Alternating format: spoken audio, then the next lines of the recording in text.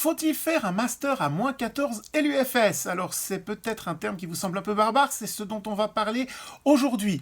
Amis musiciens, bonjour et bienvenue, Thierry de produire-sa-musique.com. Je vous aide à créer et à distribuer de la musique de qualité dans votre home studio. Alors si c'est un sujet qui vous intéresse, n'hésitez pas à vous abonner et puis à activer les notifications et éventuellement à laisser aussi un petit j'aime. Comme ça, cette vidéo pourra être trouvée plus facilement par d'autres musiciens. Et puisqu'on parle de distribution, aujourd'hui, on va parler du fameux -LUFS. C'est un terme que vous avez peut-être lu si vous êtes sur les forums ou sur les groupes Facebook qui parle de production musicale, de mastering, de mixage audio, etc. Qu'est-ce que c'est que le LUFS? C'est tout simplement une norme qui permet de mesurer le volume sonore perçu, le fameux loudness, qui est utilisé donc dans la radio, la télévision et aussi sur les services de streaming. Qu'est-ce qui se passe exactement? C'est que beaucoup de services proposent une normalisation de l'audio, c'est-à-dire que lorsque vous passez d'un morceau musical à un autre, vous n'avez pas de perte sensible du volume sonore. Cela permet notamment d'écouter des playlists sans avoir à systématiquement corriger le son. Et cette norme actuellement, notamment sur Spotify, elle est réglée à -14 LUFS. C'est pas tout à fait exactement le même chiffre partout et c'est pas non plus exactement le même algorithme partout.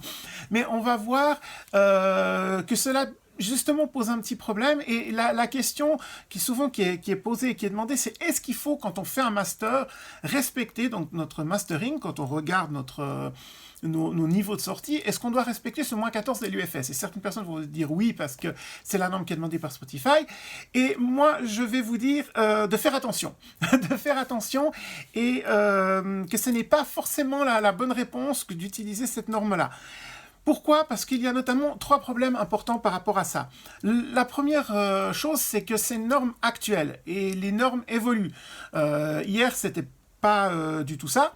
Demain, on ne sait pas. Ça peut être un autre chiffre, ça peut être une autre norme, ça peut être une autre façon, puisque ces algorithmes évoluent en permanence, ça peut être une autre façon de mesurer la musique. Donc on ne sait pas du tout ce qui va en être. Le problème, c'est que si vous mixez pour taper dans ce -14 LUFS aujourd'hui, vous n'avez aucune garantie que dans 1 an, dans 5 ans, dans 10 ans, ce sera toujours valable. Donc vous n'allez pas reprendre toute votre musique, la remixer et la renvoyer dans les services dans quelques années, simplement parce que la norme a changé. Donc ça, c'est la première problématique.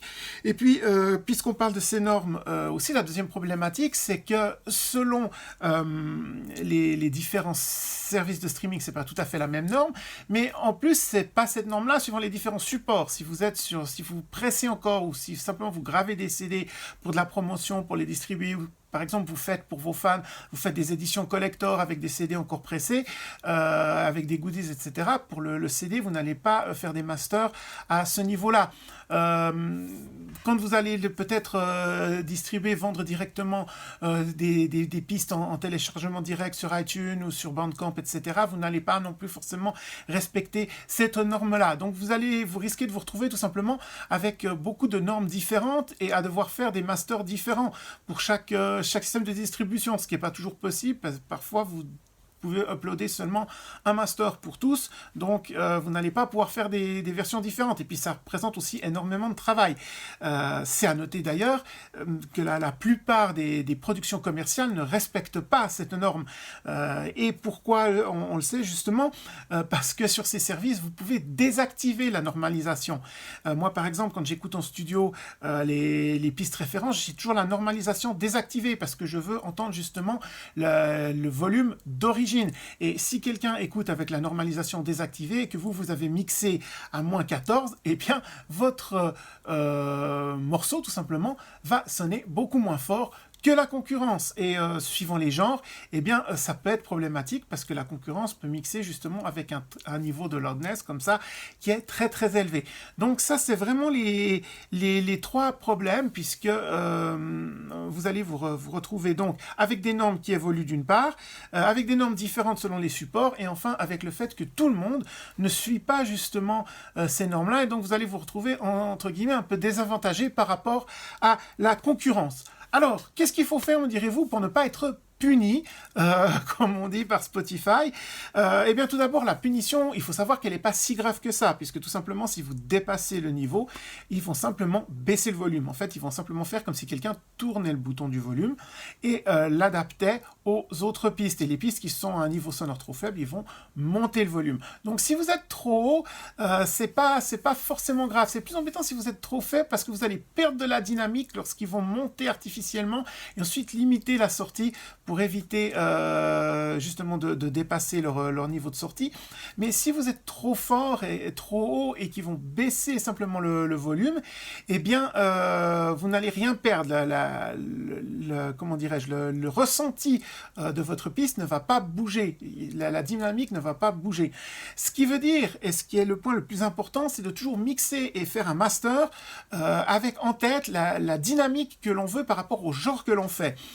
Tout simplement parce que, par exemple, si vous faites de l'électro, notamment de l'EDM, si vous faites du hip-hop, si vous faites de la pop, de l'électro-pop, ou du moins de la pop vraiment commerciale, moderne, ce sont tous des genres qui demandent qui a un volume assez élevé et qui sont très compressés. Le fait qu'il y ait moins de dynamique, qu'il y ait un son très compressé, qui est tout le temps relativement agressif, fait partie du genre. On peut dire que c'est un choix artistique, mais disons que dans la tête des gens qui vont l'écouter, ils s'attendent à ce type-là de musique. Et si vous arrivez tout d'un coup avec un master qui n'a pas cette dynamique, qui n'a pas cette façon d'avoir un master final très compressé avec vraiment du volume, eh bien vous allez tout simplement sonner différence de votre genre, de ce qui est admis dans le genre que vous faites. Et ça, donc, c'est toujours très important à l'opposé. Si vous mixez du classique, si vous mixez, je sais pas, de la folk, par exemple, si vous mixez des genres qui sont très acoustiques, alors là, c'est le contraire. Vous voulez garder justement une grande marge de dynamique, entre les moments plus calmes et les pages plus fortes, parce que ce sont des genres qui demandent ça. Ce sont des genres qui demandent que sur certains passages, on va plus tendre l'oreille, et sur d'autres, tout d'un coup, on va sentir cette montée en puissance. C'est pas des genres où on veut que ça tape de la première à la dernière seconde. Donc là, on va évidemment pas mixer et faire un master qui utilise énormément de compression tout le temps, parce que là aussi, c'est pas ce que le genre demande, c'est pas ce que les gens attendent. Et si vous arrivez avec un morceau classique hyper mixé, eh ben vous allez là aussi sortir du lot. Et les fans de classique vont probablement pas aimer. On peut toujours essayer d'introduire, c'est très bien d'ailleurs d'essayer d'introduire de nouvelles pratiques et d'être original. Mais enfin, il faut quand même faire attention à ce qu'on distribue, de pas trop sortir des sentiers battus et de ce que les gens attendent en matière de qualité. Donc, la bonne pratique, si vous voulez, pour le mastering, ce n'est non pas de viser le moins 14 LUFS, mais c'est vraiment de faire un master qui correspond au standard, ça c'est vraiment très important, qui correspond au standard du genre que vous êtes en train de travailler. Donc, faites vraiment un master qui sont adaptés au code, écoutez des références, écoutez comme elles sont compressées, écoutez comme elles sont saturées, et essayez de viser pour rester dans ce genre-là, pour rester dans les conventions de ce genre, si vous voulez vraiment travailler de la musique dans un genre particulier. C'est le meilleur conseil que je peux vous donner, plus que de suivre aveuglément simplement des chiffres qui peuvent changer du jour au lendemain. Faites vraiment des mix et des masters selon ce qui est demandé, selon aussi ce que vous ressentez, ça c'est le plus important quand vous écoutez. Est-ce que ça vous semble pour vous correct ou pas ce que vous êtes en train de faire? Est-ce que vous le ressentez bien ou est-ce que vous êtes mal à l'aise dans ce que vous avez fait? Ça, c'est toujours un bon indicateur de savoir si vous êtes bien placé, si vous êtes dans le juste ou dans le faux. C'est vraiment aussi le ressenti. C'est un grand cliché, mais on va dire on mixe d'abord avec ses oreilles et pas avec les chiffres sur l'ordinateur. Ça, c'est vrai aussi. Donc, n'oubliez pas vraiment ce ressenti, ce que vous entendez, ce que vous écoutez. C'est le plus important et ne vous focalisez pas trop sur les chiffres. Laissez l'algorithme ensuite adapter vos musiques. Et puis faites des tests, comparés par rapport à d'autres productions dans votre genre.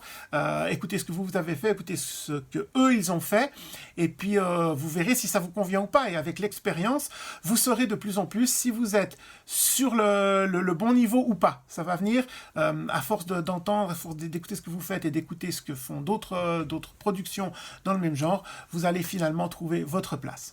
Voilà, j'espère que ça vous aura été un petit peu utile et puis que vous allez vous retrouver dans cette guerre des chiffres. En tout cas, ne vous en faites pas trop s'il y a des débats sur ces -14, etc. Essayez de ne pas trop rentrer dans ces jeux-là, et puis plutôt de travailler sur vos productions pour toujours faire de la musique qui vous parle, qui vous semble bonne à l'écoute.